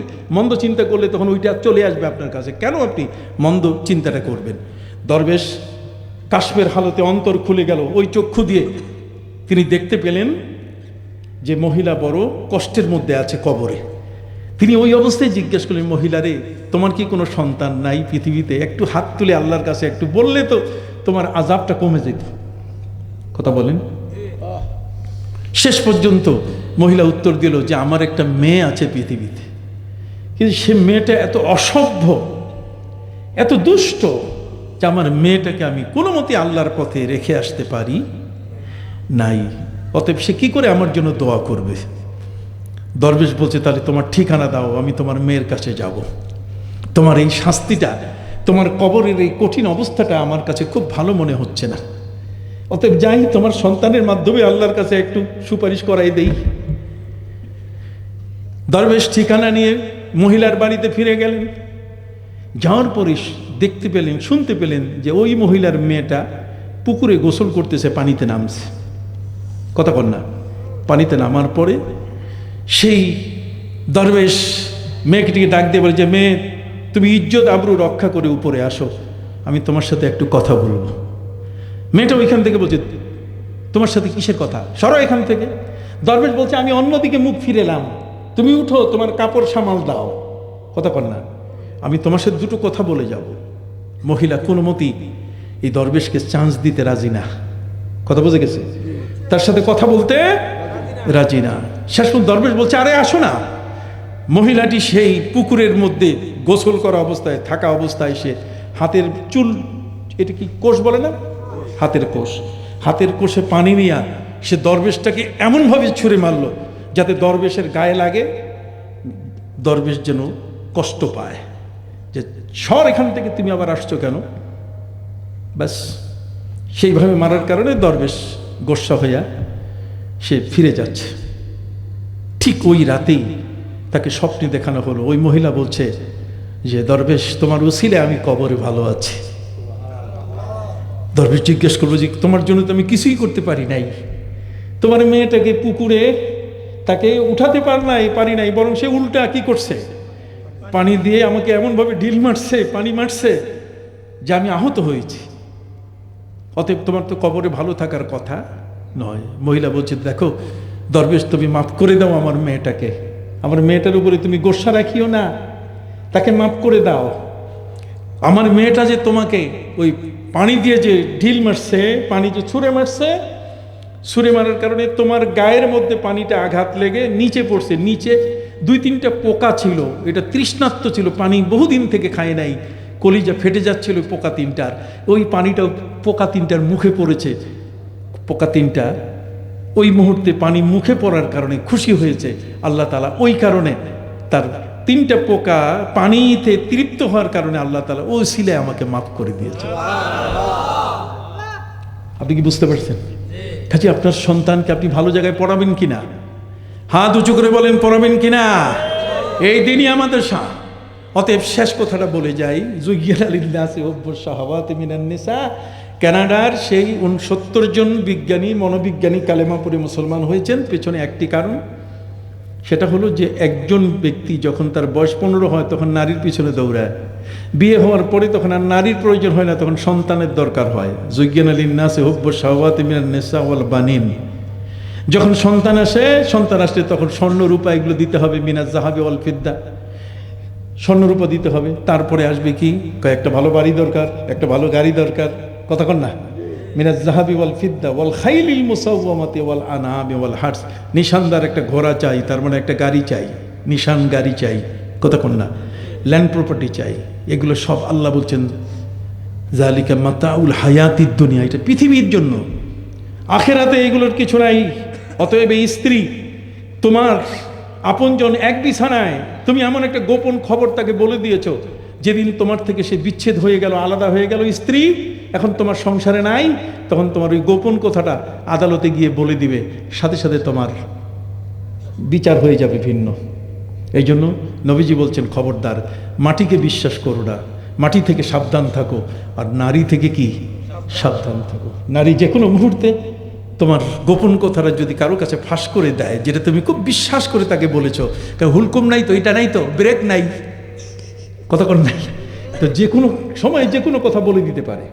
এই জন্য কিছুটা, একটা চোখ দিয়ে যত ভালোবাসা সব দিবেন, আরেকটা চোখে রিজার্ভ রাখবেন, ঠিক আছে? আরেকটা চোখ কি রিজার্ভ রাখবেন, তাহলে আপনি দেখবেন যে আপনার স্ত্রী আপনার জন্য সারা জীবন দিবে। অতএব সম্মানিত সুধী, আমি হযরতে লোকমানের কথা বললাম যে তিনি কয়টা, 8টা জিনিস, কয়টা কইছি? 5টা কইছি, আর 3টা বাকি। সময় তো শেষ, এটা বাকি থাক, সারা দুনিয়ায় বাকি চলে, এটা বাকি থাক। সম্মানিত সুধী, 5ম নম্বর হলো আল্লাহকে কখনো ভোলা যাবে 2টো জিনিস। প্রথম জিনিসটা কি বলছি, এজা কুনতা ফিস সালাহ ফাহফাজ কালবাক, নামাজে দাঁড়ালে তোমার কলবটায় রশি লাগাবা যাতে নামাজ থেকে বাইরে না যায়, যায় নামাজের ভিতরে থাকে। ওয়াইজা কুনতা ফি বাইতিল গায়ের ফাহফাজ আইনাক, অন্যের ঘরে যদি তুমি প্রবেশ করো তাহলে তোমার চোখটাতে রশি লাগাইও, 2টা চোখে, যাতে ওই ঘরের মেয়েদেরকে না দেখে সে, কথা কন না? একটা হলো এজা কুনতা ফিত তোআম ফাহফাজ হালাকা, খাবার থালায় বসে সব খাবার খাইও না, কিছু রেখে দিও, ঠিক আছে? ওয়াইজা কুনতা বাইনান নাস ফাহফাজ লিসানাক, আর যখন তুমি অনেক মানুষের মাঝখানে বসবে তখন তোমার জিহ্বাটাকে তুমি সংকুচিত করে চুপ করে রাখবে, খালি শুনে যাবে, বলবা না, খবরদার, বলতে গেলেই বিপদে পড়ে যাবা, ঠিক আছে? একটা দলে ফালাই দিয়ে তোমাকে বিপদে ফালাই দিবে, কথা বুঝতে পারছেন? এ গেল কয়টা? 4টা। 5ম নম্বর হলো, 5ম ষষ্ঠ হলো যে 2টা এমন যা কখনো ভোলা যাবে না, আর 2টা এমন সবসময় কি, তাহলে 2টা যেটা ভোলা যাবে না, একটা হলো কি, আল্লাহ যেখানে থাকবেন ওয়া হুয়া মাআকুম, তিনি তোমার সাথে আছেন। কাজী চোর যেন মনে না করে আল্লাহ আমাকে দেখে নাই, ডাকাত যেন মনে না করে, সন্ত্রাসী যেন মনে না করে, কালা জাহাঙ্গীর যেন মনে না করে, গলাকাটা আজিজ যেন মনে না করে যে আমাকে আল্লাহ দেখে নেই, কথা বুঝতে পারছেন? আমাকে কে দেখেছেন? আল্লাহ। অতএব আল্লাহ নাম স্মরণ রাখতে হবে। আপনি রাজি আছেন? এই মাদ্রাসায় না পড়লে এই সবকগুলো পাওয়া যাবে না। আর 2য় নম্বর যেটা কখনো ভুলা যাবে না, সেটা হলো কবর। কাকে? কবরটাকে ভোলা যাবে না। কবরটাকে প্রতিদিন তাকে চিন্তায় আনতে হবে যে আমার কবর আছে, কথা কন না? আমার কি আছে? কবরে আমার যেতেই হবে। আপনি জানেন খারাপ মানুষ যদি মরে, কথা কন না, তাহলে এই বাংলাদেশ নয়, সারা পৃথিবীর মধ্যে কমপ্লিট শাটডাউন। সারা পৃথিবীর মধ্যে সমস্ত মাটি আল্লাহর কাছে বলে যে আল্লাহ, এটাকে আমরা নিব না, এই লাশটাকে আমরা গ্রহণ করব না, এটা বেনামাজি, এটা বেপরদায় চলেছে, কতক্ষণ না, এটা নিমখানাম, এটা ঘুষখোর, এটা সুদখোর, এটা মদখোর, এটা জেনাকারী, এটা বেবিচারী, কতক্ষণ, এটা অত্যাচারী, এটা গুমকারী, এটা হত্যাকারী, একে আমরা নিব না। আর যখন কোনো ভালো মানুষ মারা যায়, তো সারা পৃথিবীর প্রতিটা জমিন আল্লাহর কাছে বলে যে আল্লাহ, এই ভালো মানুষটাকে আমার কোলে দেন, আমি ওকে আমানত রাখবো। কি ভাই, চান কিনা? কি ভালো হইতে চাই কিনা? ইন্নাল্লাযীনা আমানু ওয়া আমিলুস সালিহাতি কানাত লাহুম জান্নাতুল ফিরদাউসি নুজুলা খালিদিনা ফিহা লা ইয়াবগুনা আনহা হিওয়ালা। আল্লাহু আকবার।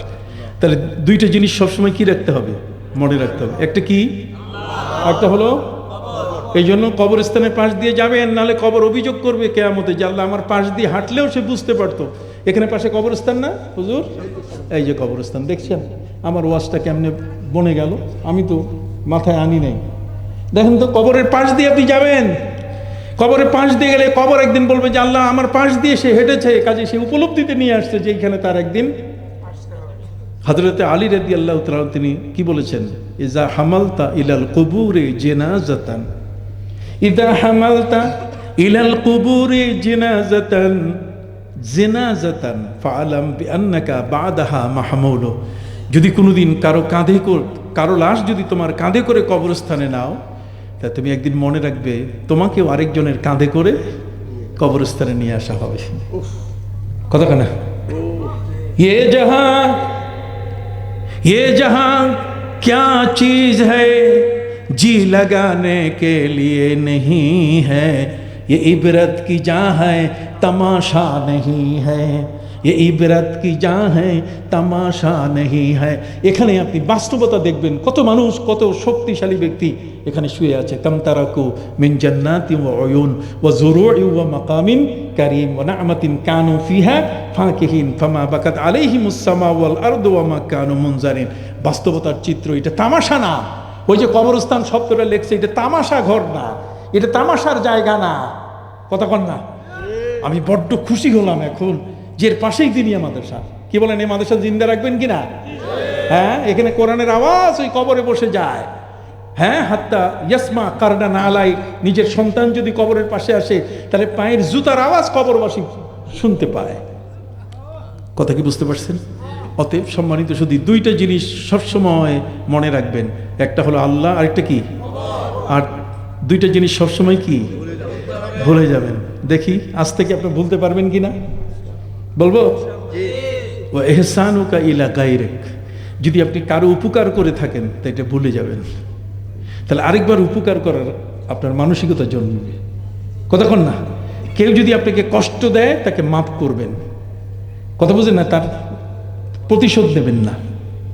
যদি আপনি প্রতিশোধ নেন যে আপনার এলাকার চেয়ারম্যান সাহেব উনি আপনার মতে না, আপনার উল্টা দাঁড়াইয়া পাশ করছে, কতক্ষণ না, অতএব যে ভোট দেয় নেই তার বাড়ির সামনে রাস্তাটা ভালো হবে না, কতক্ষণ না, তার ওই এলাকার যে সমস্ত বিধবা মহিলা আছে তারা কিছু পাবে না। খবরদার, মানুষের উপকার করলেও ওইটা ভুলে যাবেন। ভুলে গেলে আরেকবার উপকার করার মানসিকতা, নাহলে যদি উপকারটা মনে রাখেন তাহলে বাজারে যদি বস্তাটা ভারী হয় তা আপনি বলবেন যে এটা কাঁদে নাও তো, তখন সে লজ্জায় পড়ে যাবে, সে তো আমার মেয়ের বিয়েতে কিছু টাকা দিছে, কতক্ষণ না, তখন সে লজ্জায় ওই বস্তাটা আপনার বাড়িতে পৌঁছাই দিবে। খবরদার, কারো উপকার করলে টোটাল ভুলে যাবেন। কথা বুঝতে পারলে আরেকবার উপকার করার মানসিকতা আসবে, ঠিক আছে? আর কেউ কষ্ট দিলে তাকে কি মাফ করবেন। আপনি কি সবাই রাজি আছেন? রাজি আছেন? এই সবগুলো শিখা যাবে আমার নবীর মহব্বতে এই মাদ্রাসায় ভর্তি হইয়া। ওমা ইউশাকিকির রাসূল মিন বা'দি মা তাবায়্যানা লাহুল হুদা ওয়া ইয়াত্তাবি গায়রা সাবিলিল মুমিনিন। কোরআন বলেছে যারা নবীকে কষ্ট দেয়, কথা কন না, নবীকে যারা কি নবীকে কষ্ট দিলে খাতির নাই। আবু বকর সিদ্দিক তার ছেলে আব্দুর রহমানকে বলছে যে আব্দুর রহমান, বদরের যুদ্ধের সামনে তুমি যদি আমার সামনে পড়তে, কিসের ছেলে, তুমি আমার নবীর বিরোধিতা করেছো, তোমাকে আমি কতল করে দিতাম। কথা কন না? হযরতে মাসআব ইবনে উমাইর, মাসআব ইবনে তার ভাই উবাইদা ইবনে উমাইরকে হত্যা করেছে, তুমি নবীর শত্রু, অতএব তোমাকে রাখা যাবে না। হযরতে উমর ফারুক রাদিয়াল্লাহু তাআলা হযরতে হাস ইবনে হিশামকে ছাড়েন নাই। কথা বুঝতে পারছেন? নবীর সাথে বেয়াদবি। ওয়া মান ইউশাকিকির রাসূল মিন বা'দি মা তাবায়্যানা লাহুল হুদা। নবীর সম্মান, নবীর ইজ্জত সবকিছু আমরা জানি। একটু দাঁড়াইয়া ইয়া নবী সালাম আলাইকুম বললে তখন কোমর ব্যথা, তখন চুপ করে বসে থাকে। উনি সবচেয়ে বেশি বুঝে, কথা কেন, উনি সবচেয়ে বেশি পণ্ডিত না। নবীর শান, আপনি একটু দাঁড়ান না। তাসলিমা, আল্লাহ নবীর উপর দরুদ পড়তে বলছেন, কিন্তু তার পাশে তাকে সালাম দেওয়ার সাথে তাসলিমা শব্দ বলছেন, কতক্ষণ না, আদবের সাথে। অতএব আদেশে একটু দাঁড়াইয়া নবী সালাম আলাইকে বলেন, কি ক্ষয় হয়ে যাবে? জাতীয় সঙ্গীতে কতবার আপনি দাঁড়াইলেন, গ্রামের চেয়ারম্যান সাহেব আসলো তারপরেও আপনি কতবার দাঁড়াইলেন, আর শ্বশুর আসলো তো আব্বা আব্বা কইয়া আপনি একেবারে কমর সোজা, মেরুদণ্ড একেবারে স্পাইনাল কর্ড একটাও বাঁকা নেই, সবটাই কি সোজা। ওইখানে আপনি সোজা হইলেন, আর এইখানে আপনি বাঁকা, এখানে আপনার কমর উঠে না কেন? অতএব ومن يشاقق الرسول من بعد ما تبين له الهدى ويتبع غير سبيل المؤمنين, অমুসলিমরা যা করে ওই সমস্ত কর্মকাণ্ডের সাথে মিলাই দিয়ে সে তাদের সাথে মিশে যায়। কথা বুঝে গেছে? খবরদার, নুআল্লিহি মা তাওয়াল্লা, সে যেদিকে গেছে সেই দিকে তাকে ফিরাই দেওয়া হবে। ওয়ানুসলিহি জাহান্নাম, তাকে জাহান্নামে ঢুকাই দেওয়া হবে। ওয়াসাআত মাসিরা, এবং কত নিকৃষ্ট জাহান্নাম হলো ঠিকানা। অতএব সম্মানিত সুধী, আমার ভাই এত বড় মানুষ, ওনাকে আপনার কতটুকু চিনেন আমি জানি না, আমি চিনি আমার ক্লাসমেট। এই বুজুর্গ মানুষটাকে কখনো ছাড়বেন না। কি ছাড়বেন? এলাকার মানুষ হাত উঠান, ছাড়বেন? মাদ্রাসার দিনিয়া শর্ষিনা পীর সাহেব, দাড়ি টুপি তার পাগড়ি সব কিছুতে মিলে একজন বড় মাপের আলেম, অনর্গল আরবিতে বক্তব্য দিতে পারে। কতক্ষণ না অনর্গল আরবিতে, আজকে যত সেউসু করতেছে একটারও আরবি এই 2 মিনিট বলার ক্ষমতা নাই, আর উনি ঘন্টার পর ঘন্টা আপনাকে বলবে। একটা বিসিএস ক্যাডার, শিক্ষায় বিসিএস ক্যাডার মানুষ আপনাদের বাড়ির পাশে আসছে, আর আপনারা যদি না চিনে তাকে যদি বিদায় দেন, আর যদি বলেন যে বেটা কিছু বোঝে না, এ বুড়া হয়ে গেছে, না না না, যত মানুষ বয়স হয় তত পাকে, তত কি, আর যত পাকে তত বুদ্ধি কি বাড়ে। কথা খেয়াল করছেন? একজন বিখ্যাত আলেম মানুষ, একজন বিখ্যাত আলেমে দিন আপনাদের মাঝে এসে গেছেন। আমি মনে করছি আপনি দাওয়াত দিয়েছেন আমাকে হাসনাবাদে। আমি তাহিলি হুজুরকে জিজ্ঞেস করছি যে কোন জায়গায়, কয় পলাশপুর। পলাশপুর কোন জায়গা? বলছে যে ওই যে ইয়ে আছে কি বলে আবদুল্লাপুর পার হইয়া ওই যে পুল আছে, হ্যাঁ ওইটা পার হইয়া বাম পাশে আসতে হবে। আমরা তো ভুলে ওই পাশে চলে গেছি যে ওই দিক দিয়ে পার হবো, টোল প্লাজা থেকে পারবো, পরে আবার ফিরে আবদুল্লাপুর হইয়া পলাশপুরে চলে আসছে। কথা বোঝেন নাই? কি সুন্দর একটা নিরিবিলি জায়গা আপনার এখানে দিনিয়া মাদ্রাসা। এই কবরস্থানটার খাতিরে প্রতি বছর যা আয় হবে আপনার, তার একটা অংশ মাদ্রাসায় দিবেন। কথা বুঝতে পারছেন? আপনি যা ধান পাবেন, আপনি যা ফসল করবেন, আপনি বিল্ডিং করলেন, বিল্ডিং করার সময় একটা অংশ মাদ্রাসার জন্য রেখে দিয়েন। আগের যুগের মা বোনরা প্রতি শুক্রবার এক মুষ্টি করে চাউল, ভাত পাক করতে যাইয়া প্রতিটি ভাতের সময় এক মুষ্টি চাউল রেখে দিত। আজ সেই সংস্কৃতি হারিয়ে গেছে। তৌহিদের হায় এ চির সেবক, ভুলিয়া গিয়াছি শ্বেতবীর, দুর্গা নামের কাছাকাছি প্রায়, দুর্গায় গিয়া লুটাই শির। ওদের যেমন রামনারায়ণ, মোদের তেমনই মানিক পীর, ওদের দুধ কলার সঙ্গে মিশিয়া গিয়াছে মোদের ক্ষীর। কথা কল্লা, আমরা এখন অর্ধেক মুসলিম অর্ধেক কি হিন্দু, আমরা সব দিকে যাই। কথা বুঝেন নাই? আমরা সব দিকেই আছি। কথা বুঝে গেছে? এই অভ্যাসটাকে ইসলাম আপনাকে রেখে দিয়েছে সিরাতে মুস্তাকিমের উপরে। বলুন সুবহানাল্লাহ। অতএব উলাইকা মা আনআমাল্লাহু আলাইহিম মিনান নাবিয়্যিনা ওয়াস সিদ্দিকিনা ওয়াস শুহাদাই ওয়াস সালিহিন ওয়া হাসুনা উলাইকা রাফিকা। নবী রাসূল গাউস কুতুবের পথের বাইরে যাওয়া যাবে? এটা দিয়ে ইসলাম কায়েম করতে হবে, এটা দিয়ে দিন কায়েম করতে হবে, এটা দিয়ে আল্লাহকে ডাকতে হবে। সবাই ভালো থাকেন, আমার জন্য দোয়া করবেন। আমি একটা অসুস্থ মানুষ, যে এখন হুজুর কথা বলবেন।